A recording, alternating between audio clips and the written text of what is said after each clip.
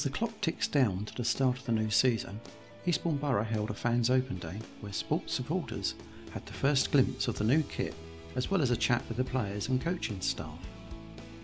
The fans also had a great opportunity to fire questions at a fans forum panel made up of Borough manager Tommy Widdrington, assistant manager Len Kimble and football club chairman Len Smith. Tommy opened the session by explaining the short and longer term objectives and his and Len Kimble's situation for the next 3 years. This isn't just a slight change to a football team that we're doing here, it's a change to a football club. I think it was mentioned when Alan and I first arrived that our remit was to keep Eastbourne Borough in the Football Conference South. We collectively, and the lads who were here last season, we did that. We all pulled together, we did that. At the same time, it was agreed at that time, by word of mouth between me and Mr. Smith, that me and Alan would then stay for the following 2 seasons.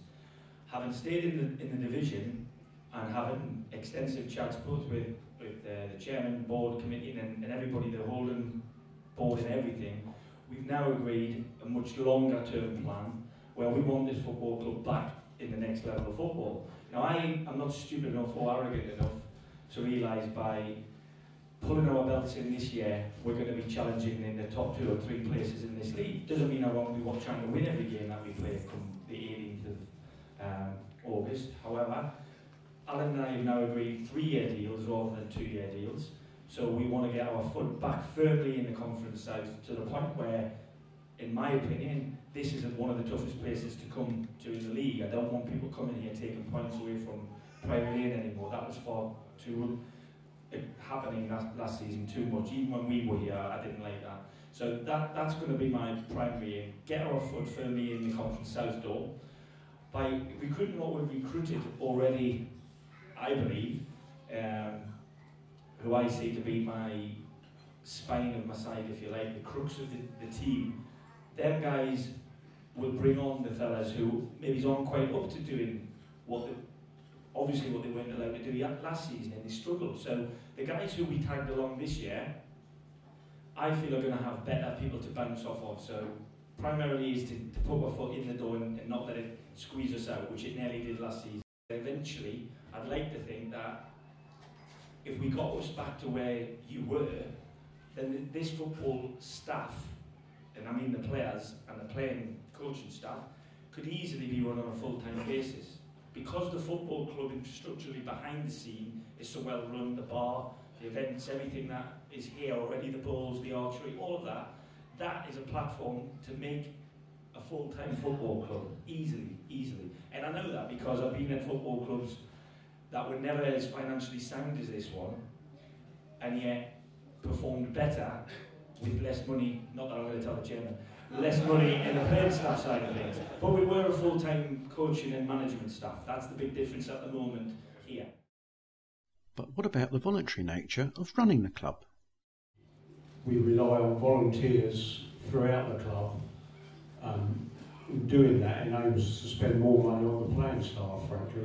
If we took on full-time people to do all the other jobs, then we'd have to reduce the playing budget, and frankly that would mean lesser quality on the pitch and probably a lower league. It's a simple choice. We either spend it on playing staff or we spend it on office staff. And the choice we make is playing staff. Turning to the team, Tommy had this to say about favoured team formation and tactics.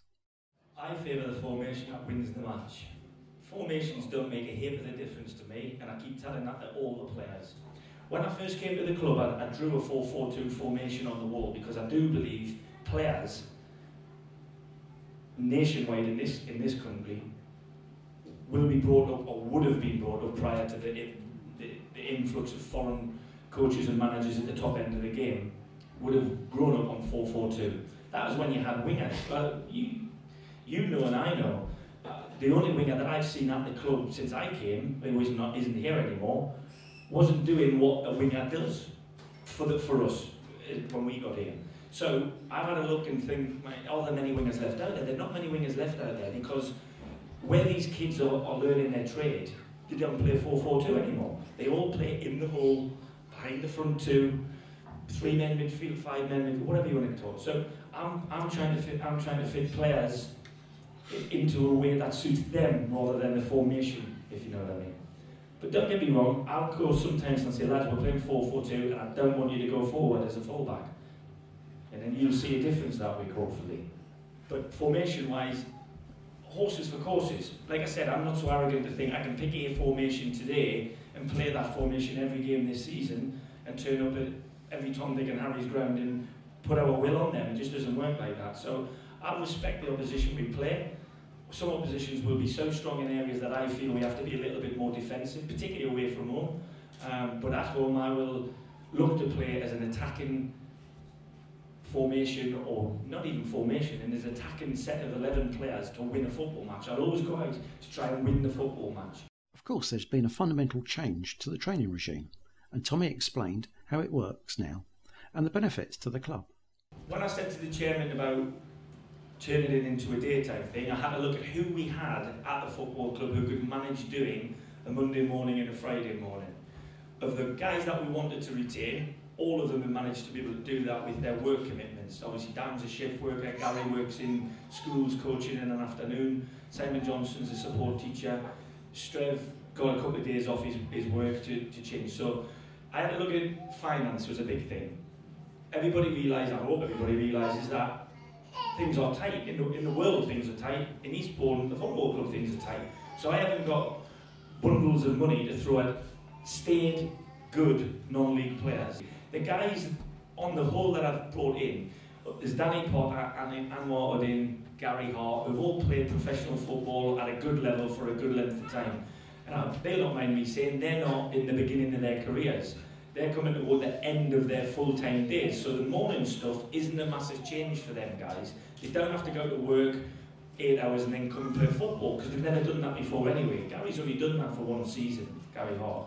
Anwar's never done that, and Danny's never done that.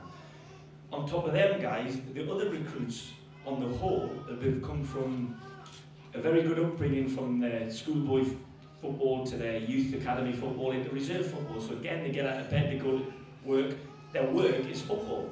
So some of them lads are still hanging on to wanting to be professional footballers, if you like. So I've had to mix what we had with what we see going forward as quickly as I could. And like I said, the underlying thing is finance. It's cheaper, much cheaper, to train in the daytime than it is to train in the evening.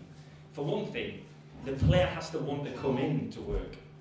That's the biggest thing I want. I want people who will travel if they have to travel, but they get here for 9:30 in the morning to eat something and then train at 10:30 and leave at 1 o'clock or whatever it is.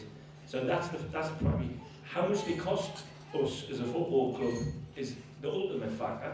And I couldn't have retained last season's squad on the same budget as I've got this season. Factual. So my lot now are cheaper than last year's lot already, and we've got more numbers. So whilst it mightn't be as quality in every position at this moment in time, I put my hand up to that. Some of them are learning their trade still. As I said about Jack McFarlane, we've taken a lad who's developed over the last 6 years at 2 fantastic football clubs for his age. 4 years at Southampton, 2 years at Brighton and Hove Albion. If we can help him the next development stage, I'd like to think in a year or two's time, Jack McFarlane could be a sellable asset for this football club. That's my thinking, because I'm thinking about obviously what we're doing now, what we're doing in 6 months, 12 months.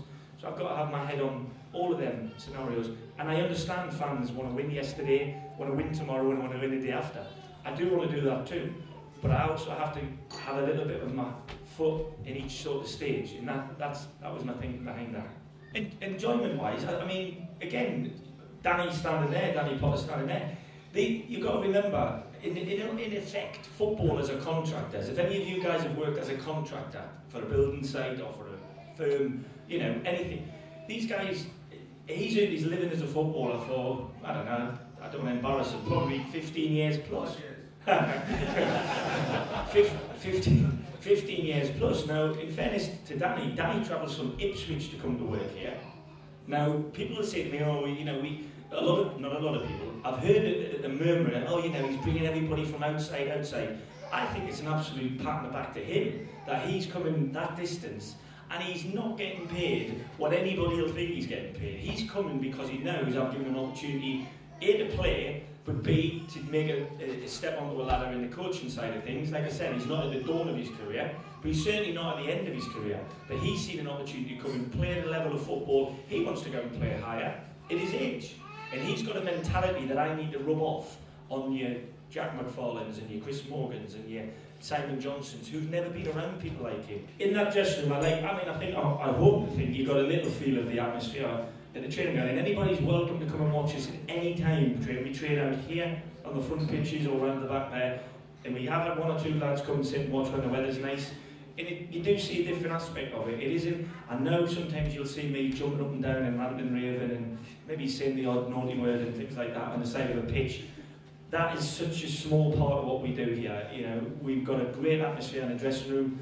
I think we've got the crux of a team to start solidly in this league. Again, like I said about the players last season, none of the players in that dressing room are cemented there. If I don't think they're doing a job for the benefit of this football club, i.e. me and Alan, in terms of playing, then I will move them on, or I'll move them out. I've got no mates in there. They're not my mates, they'll tell you that. They're my, you know, he's my gaffer and I'm their gaffer. And if I'm not doing my job, I'm sure he'll move me out. So if they're not doing their job, I'll move them before he moves me. So will this mean an increase in goals, and if so, by whom? I wouldn't want to put the onus on one particular player. I'd like to see us chipping in from all areas of the field, but primarily if you've got 9, 10 or upwards of 7 on your back, I would expect you to be scoring goals. And that doesn't discount people like Ollie Rowe, Anwar Uddin or Matt Turpin if they're coming up for set pieces. They're role to go in the boxes to score goals. So I don't want to be reliant on one, but I'd love it to be one of them 3. James Walker, you know, people have opinion of him outside of this football club, that he's lazy. He's not a lazy lad at all. He just needs to be told what he needs to be done. And I've been told that he needs to be ridden. Well, I told him I'm the best rider I know, so he's going to be ridden like he's never been ridden before this season. And he seems to quite enjoy that when I told him. So I really, if there's one who's got the pedigree and the age and everything, who should be ready to drop into this level, it would be him. I've only seen him in 3 games, but I do think in the 3 games I've seen him, he's reacted to the things that I've said to him in each game, and he's improved in every game he's played. So if you're asking me if I was to put money on somebody scoring 15 to 20 goals, if I was you guys and I was the bookie, I would put it on James Walker. In closing, Tommy had this to say about how the new look squad and club is shaping up for the start of the new season and onwards. I hope that there's a little bit of patience in that. Now I've tried to explain what we're doing on the short, medium and longer term plan, that you can understand why we've done what we've done in terms of looking at so many different players. What I will say is you won't see too many new faces between now and Dorchester. You might see 1 or 2, but you won't see en masse now different people that have been in the photograph. Them 20 or 21 lads there, including Darren Locke and Tom Gilbert. Remember, Ben Adams is injured, so he hasn't been able to feature. He's got a slight groin problem. Darren Baker's got some neural problem in his left foot. He can't feel a bit of his left foot, which is a little concerning. So that's something that we obviously got to manage along the way. But other than them 2, Sam Cole's missed a bit of football because he's had a problem with his what's called the IT band, which basically runs from the top of your backside around your bum to your knee. Same with Chris Shepherd.